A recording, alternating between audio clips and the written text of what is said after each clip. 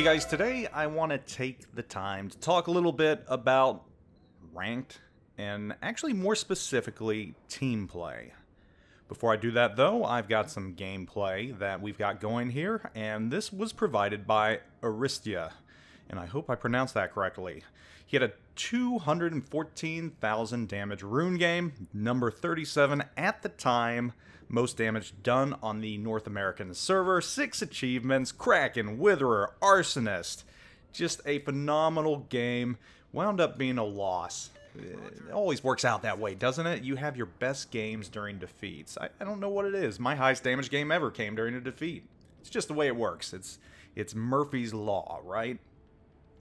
So we're going to have this in the background, and I'm going to talk about team play, and I'm going to talk about ranked and my thoughts on them. And I'm just going to come out right now. We need team gameplay back. We need teams back. We need 7-on-7 teams in World of Warships, and we need it now. And the reason I'm saying this is, if any of you have played ranked this season, or at any point in all, you know that rank gameplay is not, it's just not copacetic.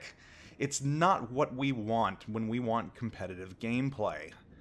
Yes, I know the intent. Well, actually, I don't know the intent. I don't know the purpose behind ranked. I know Wargaming probably thinks they're providing some sort of, air quote, competitive gameplay, but it just doesn't come out that way. And right now, I'm probably 15 to 20 games into this season of ranked playing tier 6 ships, and you know, I'm at my wit's end already. So I'm gonna give a little bit of an alibi right now. I'm gonna give a little disclaimer. I have not ranked out ever. I have not made it to rank 1. Usually I make it right to about rank 10 and I quit. And I know a lot of people do. I know a lot of people play ranked, and once they get right around that rank, for some reason they just say, you know what, it's not worth it to me, and they leave. And this is especially true of people that are starved for time, that don't have massive quantity of time to dedicate towards ranked gameplay. I mean, it takes a lot to get to rank 1. I admire those who have done it 4 and 5 times. You have achieved something. So let's talk about ranked first. You know, the pros and cons of ranked, I guess the pros give somewhat of a semi-competitive form of gameplay in World of Warships. You know, I guess that's the pro in ranked gameplay, and you know, it's all matchmaking dependent. Sometimes you get on a team that just clicks. You run the tables, you lose maybe 1 ship at the most, and you're like, damn, I wish I had this team every single round. And then you wind up on a team where you've got cruisers off in left field, not destroying destroyers, and all kinds of other stuff that's happening, and it's just not fun. You're like, what the hell is going on here? And you get into this rhythm of 1 win, 1 loss, and if you're lucky, you get to keep your star, but most of the time, the star is kept by this player who just selfishly waits to the end to do all the damage because he knows that if he plays a certain way, he's going to be able to keep his star, so he's not a team player, and that is the biggest problem with rank. Ranked gameplay is not set up to reward team play in some ways. I mean, you're rewarded with a win if you play like a team. If you don't play like a team, you know, any player can play selfishly and keep their star. It doesn't take too much, whether it's dealing a lot of damage or it's capping. You know, destroyers can do it fairly easy just by getting a solo cap and putting in a little bit of damage. Battleships can get it easy just by doing massive amounts of damage. So, you know, it doesn't reward playing cohesively. I guess the other pro to team gameplay is if you progress up the ranks, you get some pretty cool rewards. You get a lot of flags, which everybody needs flags. Everybody loves flags. If you make it to rank 1, you get some cool stuff. In the past, there's been ships.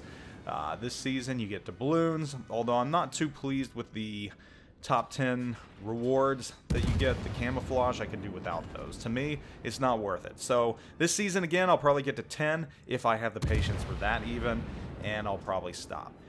And that's just the way ranked is.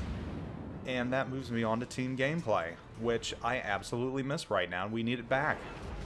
You know, a lot of players right now are lamenting ranked gameplay, and the fact that there is no competitiveness to it. There is, but, you know, getting 7 random players to play like a team is hard, and that's why I miss team gameplay. And the unfortunate thing is, a while back, if you recall, I interviewed Sub-Octavian, aka Phil, and I brought up teams, and the issue was quietly and quickly moved on from. So with that, I have the feeling that teams are not on the radar of World of Warships and Wargaming. And I'm going to tell you right now, Wargaming, if you're listening, if you're listening to me at all, please reconsider your thoughts on team gameplay. And this is where I want you, the community, to kind of intercede as well. Please bombard this video with comments about team gameplay, whether you want it or not. Just please, so Wargaming can see it, hopefully it gets to them, and they might rethink the whole issue of team gameplay. And, you know, I love Sub-Octavian. He's a great guy. You know, he really cares about the community. And I know, you know, he might have different thoughts. I don't know his thoughts on team gameplay. This is probably Wargaming higher. But I know the focus when I talked to him was on getting the co-op modes going, which we have now, which appeals to some players, but not all players. Just as I'm sure teams appeals to some players, but not all players. The focus was on co-op, and then the focus was also on clans. Well, we're not any further along with clans, and they've been in testing for what? Quite a while. I mean, I know I've had my WGCC clan tag for quite some time now. And it does nothing for me other than giving me an identity saying that, hey, I'm part of this clan. Other than that, and listing the members of the clan, there's nothing yet. And we don't know how long it's going to take to get here. Whereas, there is a perfectly good competitive vehicle in place just sitting there. I can still go into my dashboard and look at my former team. I loved my team. Blame Canada. I had a great team. I had some great players on it. Dr. McNasty, Emergency Taco, Murphy Von Mahler, Skraling. We gelled. We got it. We were top 50. I enjoyed it because I could get on Saturday night, say, hey, we're going to meet at 9 o'clock and we're going to play team gameplay. And we did really well. We only lost a few matches, and the ones we did were the top 10 teams. I mean, it's as competitive as you can get. Because in team gameplay, it's 7-on-7, it's basically ranked, but you know who you're playing with. There were no rewards. Kind of lamented that. I didn't like the fact that there weren't rewards, and it really seems like team gameplay was a half-assed attempt to give competitive gameplay by Wargaming, and for some reason, they just gave up on it. And I don't know why. Guys, Wargaming, why did you give up on teams? You had a great form of competitive gameplay right there. It was perfect, with one exception. One small exception, and that was the queues. And we all know that there were problems with the queues. We know that, you know, you could sometimes wait for 20 or 30 minutes to get into a round. And that was the only one thing, that, in my opinion, the one thing that killed team gameplay and turned off some players from team gameplay. But that was it. And you know what my solution to that is, Wargaming? It's a simple solution. Very simple. I don't think it would be too hard to implement. Open teams up to the world. And what I mean by that is, allow teams from other regions to play teams in other regions, so that you're just not limited to North America. Yeah, I know there might be issues with ping, you know, but you've got players using region switchers all the time that are in North America. I mean, have some dedicated servers or something like that for team gameplay and just open it up to the world so that a team in North America might wind up playing a team in Europe. Just put them in the queue, and you know, that will alleviate the massive wait times because you'll have a much larger queue of teams. And the other great thing about teams was it was how we always wanted matchmaking to be. It was basing teams on their skill and their overall rating. That's something people have wanted for a long time in just regular, you know, player versus player matchmaking, which will never happen, and you know, for obvious reasons. It would just be too hard, and that's why Wargaming views things as a zero-sum when it comes to matchmaking in player versus player. But team gameplay had it right. You had teams of high caliber playing teams of high caliber. Every so often, you know, you might have a team that was in the lower echelons play a higher echelon team, but the cool thing about that was if the underdog won, it helped them massively, and it hurt the team that had a higher ranking massively. So, Wargaming, please bring teams back. I don't know what your plans are for clans, and I don't know how long it's going to take. And I don't know if you're looking at 12v12 with clans. But the 7-on-7 format in team gameplay was perfect. It was a great vehicle for competitive gameplay. It just worked out great. And the inclusion of quote-unquote mercenaries who could jump in if your team wasn't full, it was great because you know that they were going to play as part of your team. They weren't going to go off and do their own thing in a corner, you know, and do all the wrong things that you shouldn't be doing in competitive gameplay. But the ability to play with 7 of your buddies and communicate with them in chat, whether it be TeamSpeak or Discord or whatever else, I mean, that's the competitive gameplay we yearn for. Every single season, rank comes out, and things just go to crap because players aren't playing the way they should be. And Tier 6, you're opening it up to so many more new players, which, you know, God love them. That's great that they're trying to play ranked. But some of them just don't know the things that they need to do properly. Still, you can make it to Tier 6 not knowing how to angle. I mean, I've already seen New Mexicos and cruisers going broadside at 7 kilometers out to other battleships when instead they should be angling inwards to protect themselves, and that's just the way it is. You know, even more so than in the Tier 8 gameplay, which that had its issues too, with the tier pitses at the time that players were purchasing and just jumping into the mix. And that's the problem with ranked gameplay. You're always going to have those players because it's open to everyone, and you can't force players to work as a team. You just can't. You can't force them. And not all of them are going to go into ranked gameplay wanting to play as a team. They're just there because there's some cool rewards. If they get to rank 1, you know what? So what? If they don't, so what? But for a lot of us, we're yearning for that competitive edge. We're looking for that competitive edge. And ranked just does not provide it. It does not. Team gameplay, though. Teams provided it. That 7-on-7 provided it. You know, playing with 7 buddies provided it.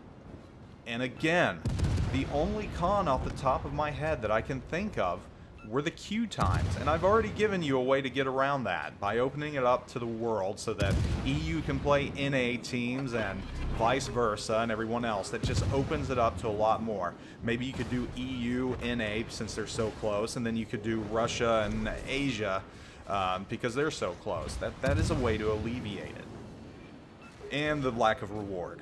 You know, I can't think of any rewards that were provided for, you know, doing X in teams. That was another thing. But that just tells me that Wargaming did not think it out. That it was implemented and then discarded for some reason, and I don't know why. You guys had a great thing there, aside from the queue times. Team gameplay was great, and it's been over a year now since it disappeared because I was looking on my dashboard, and it was like 4/29 or 2016 or something like that. And, you know, the pieces are still there. I know you haven't eliminated them completely. All you have to do is revive it, and that's why I'm asking you to do Wargaming. I know a lot of people want you to as well. So you all out there right now that are watching this, you know, post your thoughts on team gameplay. Do you want to see it back? Do you think it was the competitive edge that you wanted? So, anyhow, do that now. And we're going to get back to this phenomenal Roon gameplay. You know, Aristia ruined a lot of players' days with his phenomenal skills. And yeah, that was a horrible, horrible Warships pun that you have already probably heard before because I'm not original in any way, shape, or form. So back to the gameplay. You can see there, Aristia just took out another ship. He's up to 172,000 damage. He's sunk 4 ships already. He's just having an absolutely phenomenal round. I'd be proud to have that round. I think anyone would.